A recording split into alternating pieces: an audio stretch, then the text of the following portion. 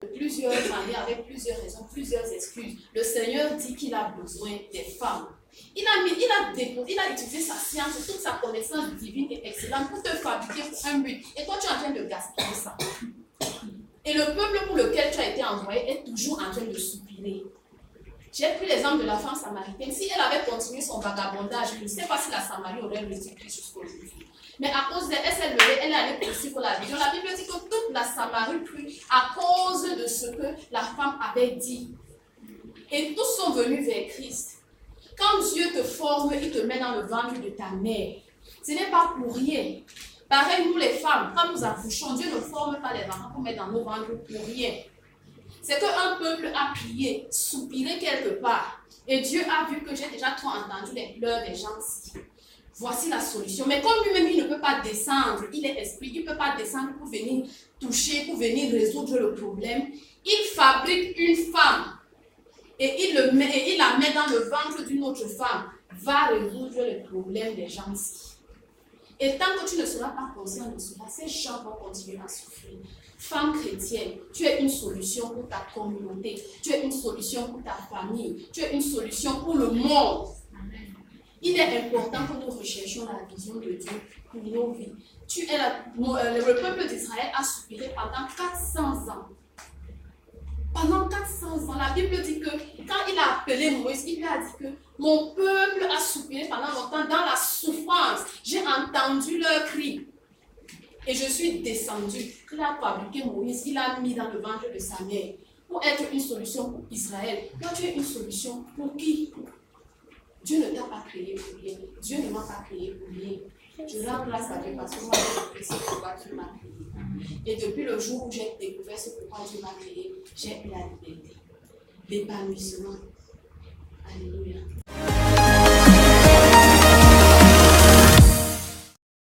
Verset 33, le verset 33. Parce qu'on a dit que l'équilibre, c'est un partage égal de deux poids.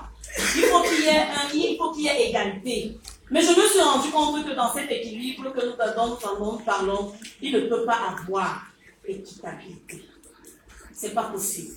C'est pas possible. Pourquoi? Parce que ce que le Seigneur veut va toujours prendre le dessus. Et quand ça prend le dessus, ça va s'emboîter et c'est ça qui va faire l'équilibre. Parce que l'équilibre aussi, c'est l'harmonie. L'équilibre, ce n'est pas de mettre les deux, le mariage et la vision, sur la même balance. Ce n'est pas ça l'équilibre.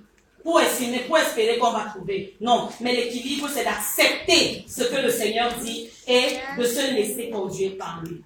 Donc, si quelqu'un a trouvé qu'on lise rapidement, parce qu'on m'informe que j'ai plus assez de temps. Verset 33. Éphésiens chapitre 5. Que chacun de vous aime sa femme comme lui-même. Que la femme respecte son mari. Merci. L'équilibre se trouve dans ce mot respecter. Que la femme respecte son mari. Respecter signifie quoi? Honore ton mari. Aime ton mari. Préfère ton mari. Même en une estime supérieure. Loue ton mari. Parce que lorsqu'on ressort le portrait de la femme vertueuse, de la femme idéale dans Proverbes chapitre 31, vers la fin, la Bible dit que c'est la femme qui est soumise à Dieu qui sera louée. Donc, pour que cet équilibre soit parfait dans ton foyer, il faut que tu te soumettes à Dieu.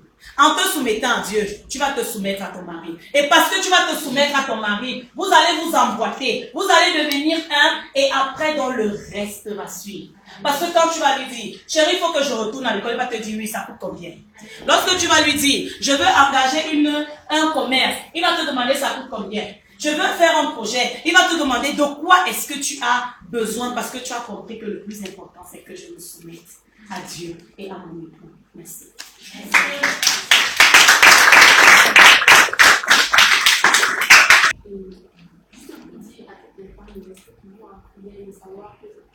Quelle que soit la famille dans laquelle Dieu nous a placés, c'est une mission et pour nous c'est super. Voilà, moi j'ai déjà vu ta mission. Commencez déjà.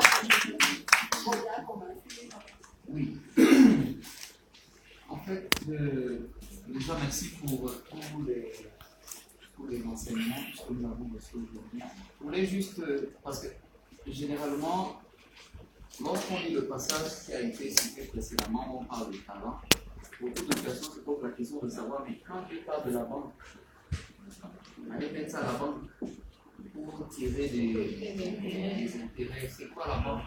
En fait, tout simplement, la banque, c'est quoi? La banque, c'est le spécialiste.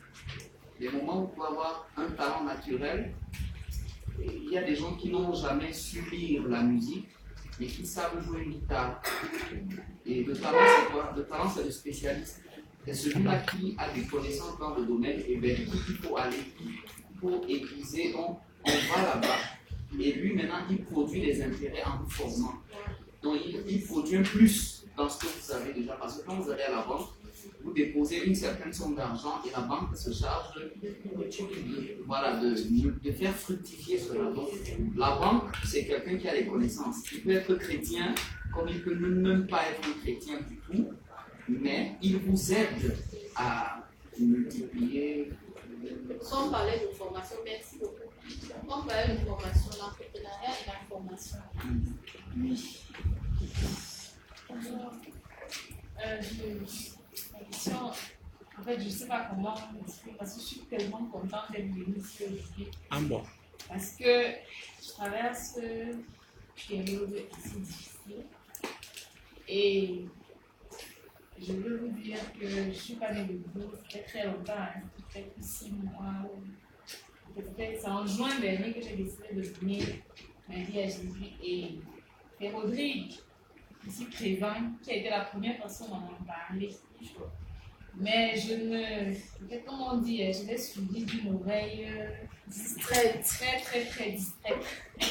Mais j'ai quand même essayé de persévérer dans ça et je suis contente d'être restée proche de lui parce qu'il m'a fait découvrir Dieu. Et aujourd'hui, c'est comme si quand je suis entrée ici, le thème était spécialement destiné parce que quand j'ai entendu maman quand tu parlais, je ne sais pas, parce que je ne suis pas officiellement mariée, mais je suis dotée et tout, mais avec mon conjoint, ça ne va pas. Excès de frottement, maman.